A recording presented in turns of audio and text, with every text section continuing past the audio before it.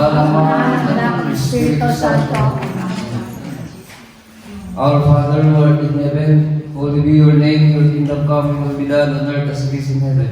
Give us this day our daily bread, and forgive us our trespasses, as we forgive those who trespass against us.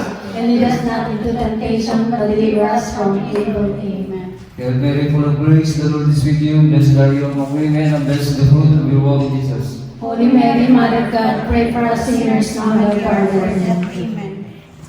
Glory be to the Father, and to the Son, and to the Holy Spirit. As it was beginning, is now, and ever shall be, world without end. Amen. Glory be to the Father, and to the Son, and to the Holy Spirit. As it was beginning, is now, and ever shall be, world without end. Amen. Altogether, glory be to the Father, To the Son, and to the Holy Spirit, as it was beginning, is now, and ever shall be, world without end. Amen. awit ng pagtitiwala sa Diyos. Siyang naghahanap ng pagkukot ng kataas-taasan at nananatili sa kanyang ngayong makapangyarihan, makapagsasabi sa kanyang Panginoon o katahanan. Ikaw ang aking Diyos, ang Diyos na tayo kong pinagkatiwalaan. Ika'y iligtas niya sa pangayong sa uwang nalihan, at kahit anong mabigat ang salot, ikaw ang magaganas. Lulukuban niya sa hiling ng kanyang malagay na pakpak. Sa kanyang nangyayari, ikaw mo na ikaw ay ligtas. Iingatan niya ang ipagsasandalang pagkat siya'y kapag. Pagsapit ng gabi, di ka matatakot sa anumang bagay. Maging sa gagawin, biglang paglusog, pagsapit ng araw. Di sa anong pagkaroon, itasalan pagkagat ng dilim. Di ka matatakot sa masamang araw ng dumating. Kahit na magbuhala sa iyong kapalang sa libong tao, sa iyong paligid nagbilang patay maging 10,000. Di ka matatakot, hindi ka maano. Ika'y nagmasid sa panunod niyong mga masdan. Yaong masama ay makikita mong pinarusahan. Sapagkat siya ang iyong ginawang tagapagsagalang. At ang pinili mong mag-iingat sa iyong kataas-taasan. Di maabutin ika'y mapahamak at walang daratan. Kahit anong uri mga paghihirap sa iyong tahanan, susuguin niya ang maraming angel silang susubaybay. Kahit sa dako ika'y mapanood kaya ang iingatan. Sa kanilang palagay at ikat silang magtataas. Nangidiwas ang kaya mga pamo sa matong matalas. Kaya itapakan mo yung mga leon, angas ng bagsik. Di ka maano sa mga serpente at iyong magbagis. Ang sabi ng Diyos, aking iligtas ang tapat sa akin. At iingatan ko ang sino mga tao ang kuwitin ng dito. Pag sila'y tumawag, lagi ka dapat sila'y mahigran. Aking kasamahan at tubay ay sasakuluhan. Aking iligtas ng bawat isa'y paranan. Sila'y bibigyan mo't gagawin malaman ng mahabang buhay. At nakatitiyak na katagoy nila'y kaligtasan. Maaaring ipilit ko ang langit at hindi ko matatanggulan. Maaaring magpadala ako ng mga batang bukas sa lagay ng buhay nito. Maaaring palaganapin ko sa aking bayan ang salon. Ngunit na sa sandali ng bayan nito na aking pinili ay magpakumbaba, manalangin, ang aking ako at nagdaan ng kasamaan. Hiring ko sila, patatawarin ko sila, at ibabalik ko sa kanilang lupain ang katiwasan at ang kasalanan. Kung sa tagawin sila at tandaan mo natin ang bago na Espiritu sa umas natin. Hallelujah.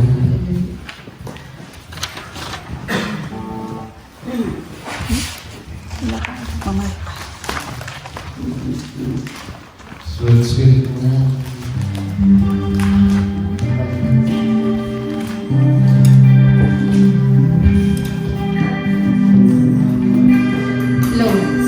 Handa na bang nagpuri ang mga anak ni Yahweh El Shaddai?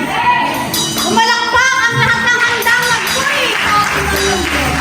Ikaw ang nagbigay, Panginoon, ng Espiritu para sa Hallelujah, Hallelujah. Hallelujah. So, salamat, Espiritu para. Salamat, Lord,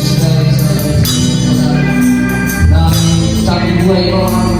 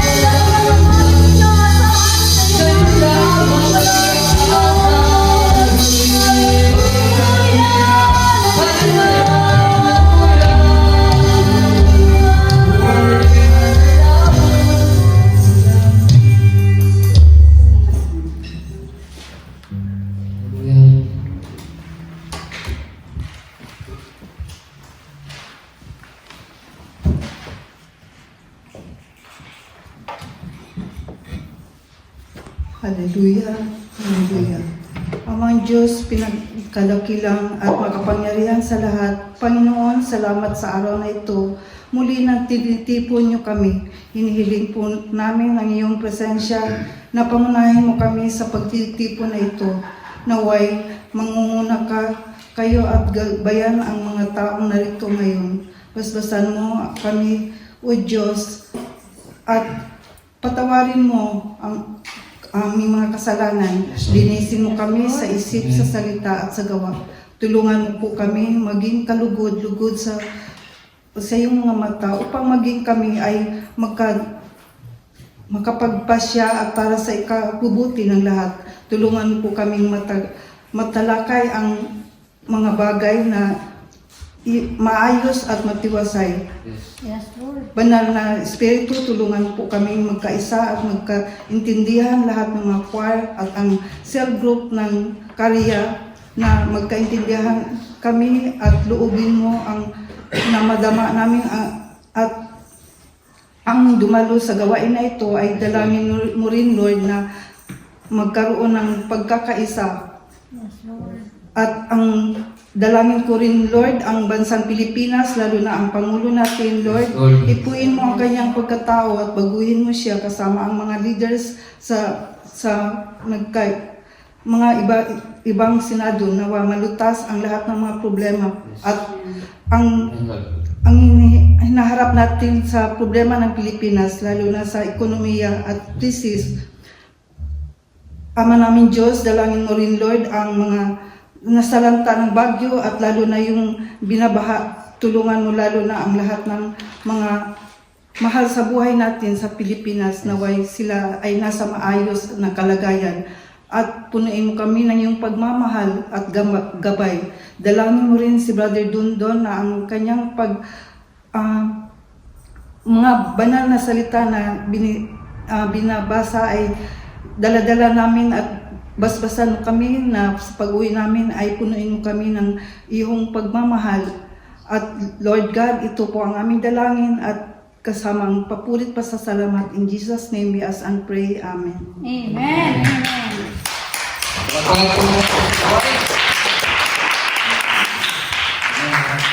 Amen. Tayo po'y daraw ko po sa kalumbagi. Sharing portion. Tayo umupo sa kabutihan ni Amin Saday. Amen. Amen. Hallelujah. Magsiupo muna tayo sa presensya natin, Panginoon. Brother Roy. Anak ni Amin Saday! Yes. Happy. Magaling na! Mayaman pa! Matalino! Matuli! Makakal! Wagas ang pag-ibig! Malaya! Mayapa ang kalooban! Maginawa at matagumpay! Amen. Hallelujah. Ikaw, pumalakpak. Diyos. Amen. Hallelujah. Praise the Lord! Guys, tanda na tayo sa tanungin natin. Sino mga pinagpala natin, Panginoon? Amen. Hallelujah. Sino mga pinagpalang ni Amin Saday? Talaga, marami pinagpala. Marami tumataas. Amen. Lahat tayo pinagpalang ni Amin Saday. Tawagin natin si Sister Mika. Hallelujah. Pinagpala yan. Hallelujah. Okay, kahit na sila. Okay? Pasok. Ay, mag-aapay yung pagkakulong. Nagkas ko ng unang kamay, si Smagi. Sister Mika. Hindi magiging si Dawata. Alika dito. Hallelujah. Pero ang magpapagkulong si Smagi. Amen. Hallelujah. Palakpakan naman natin si Smagi.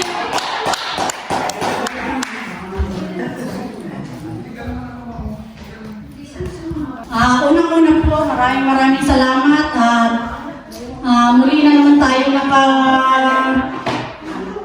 nakapagpuri at muli na naman tayong nagsama-sama sa araw na ito. Amen. Praise the Lord. At lahat ng mga kapatid ko, matagal-tagal po tayo hindi nagkita-kita sapagkat yung ating last anniversary ay noong October 12, po ba? Oh, sige. At ngayon lang po muli tayo nagkasama-sama. Amen. Praise the Lord. And balik tanong po tayo dun sa anniversary.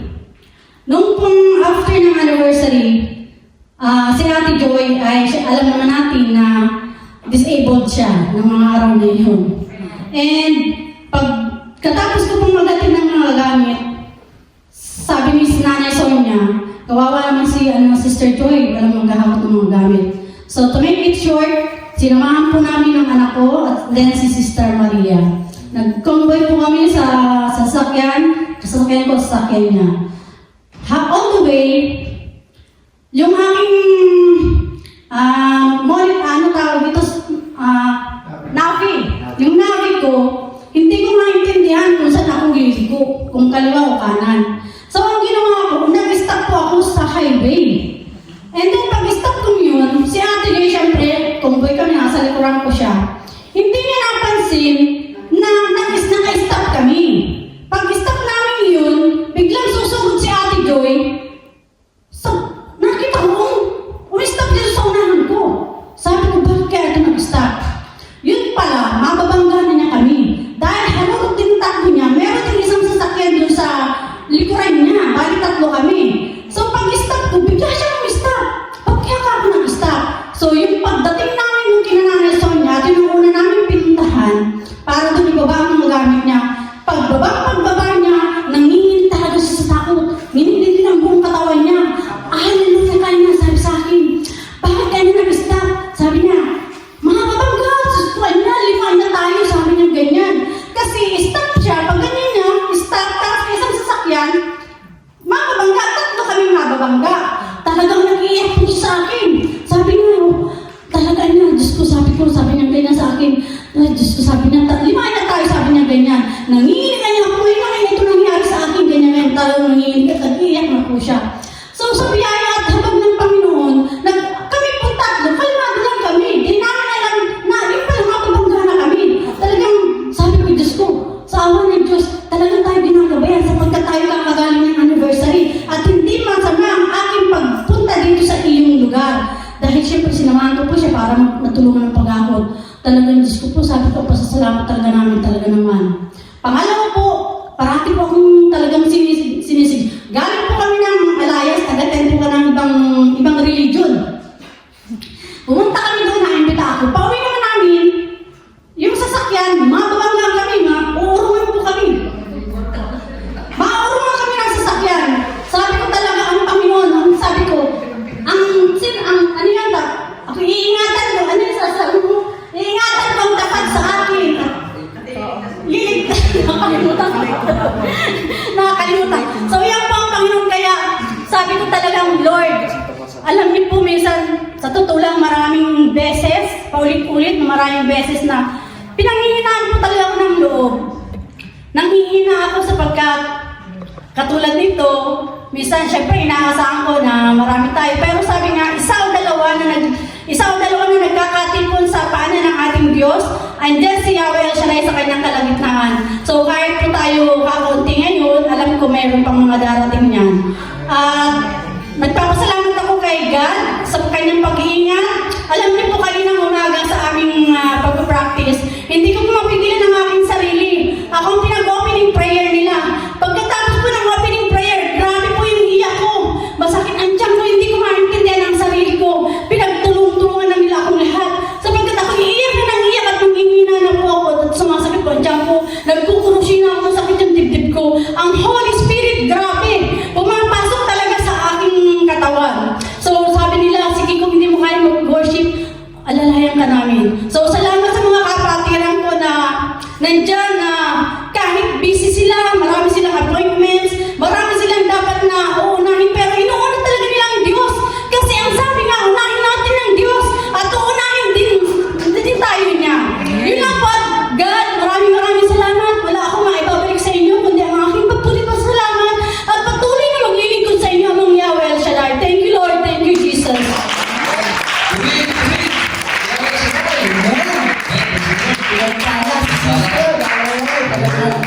Walang ginagabayan ng Holy Spirit. Diba? Tama yung sabi niya na God first. Sabi po sa Matthew 6:33. Seek first the kingdom of God and His righteousness, and all these things shall be added unto you. Na pag inuna po natin siya, talagang lahat ng pangangailangan natin tutugunin ng ating Panginoon. Amen po ba? Amen. Ayan.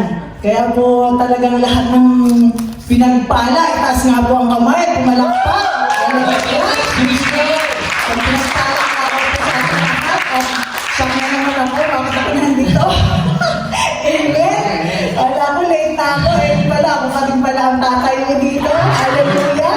In Jesus' name, nawa po na tayo ni Lord.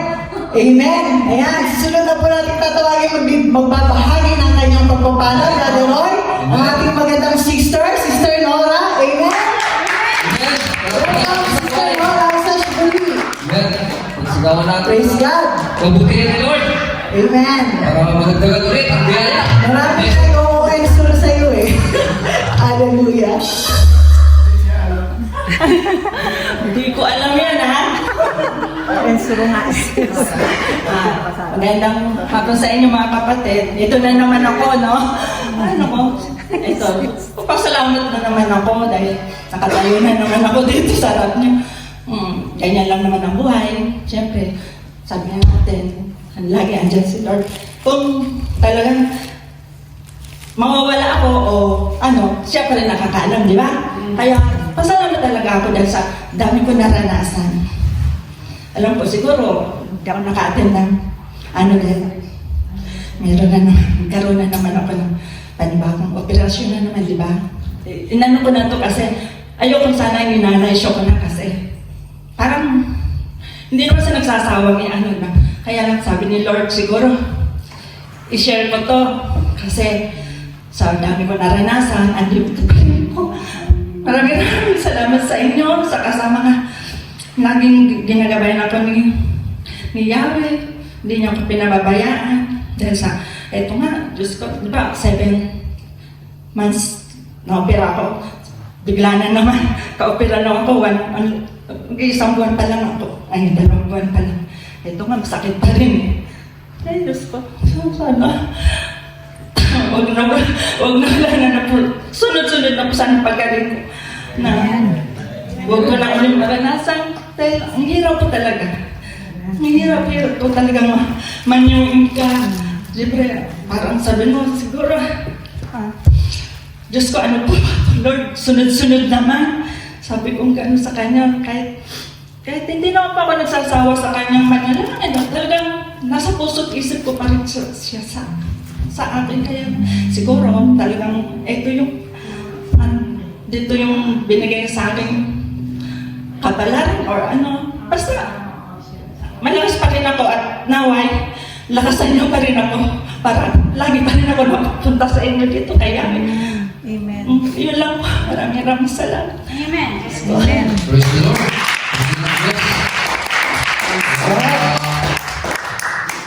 Talagang ginagawa yung sila natin ay higit na manalagumpay dahil ang anak niya hindi niya pinapabayaan. Amen. Kaya huwag ka pong mag-a-absent sa gawain. At lagi tayong gagabayan ni Lord. Amen. Amen. Mga sabihin, ikaw rin ma-absent eh.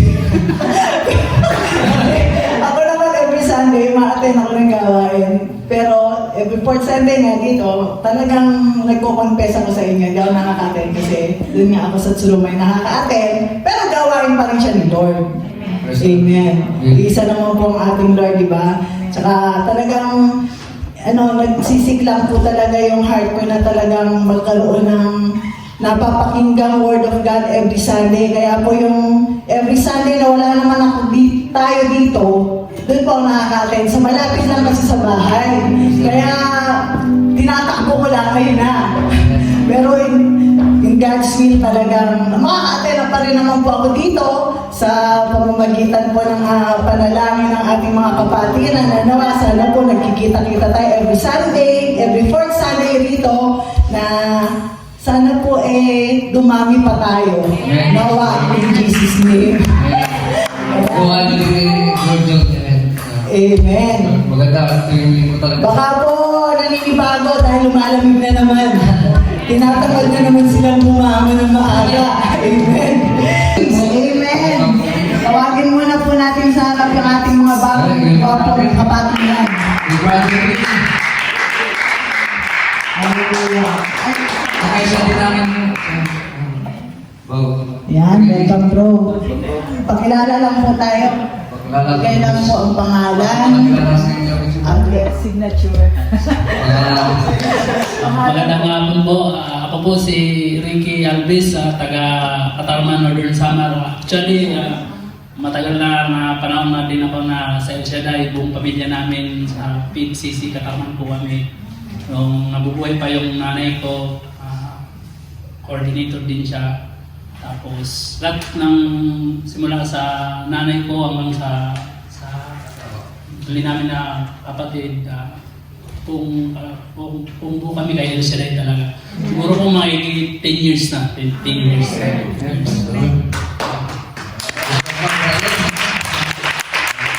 Ito po sa audio kang taga sa akin. Doon din siya. Sa din ang kasama ko. Maraming salamat po. Ano po ang visa niyo?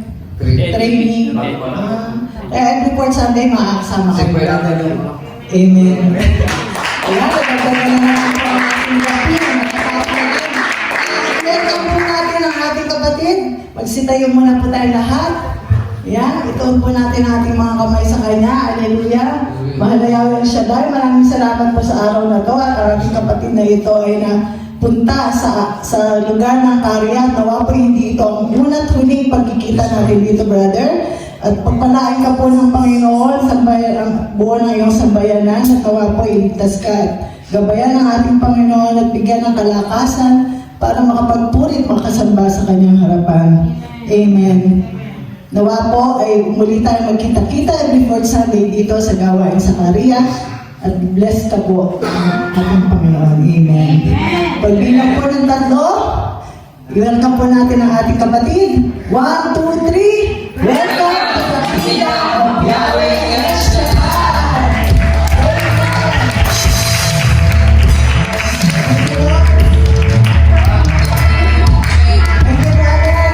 See you po next month.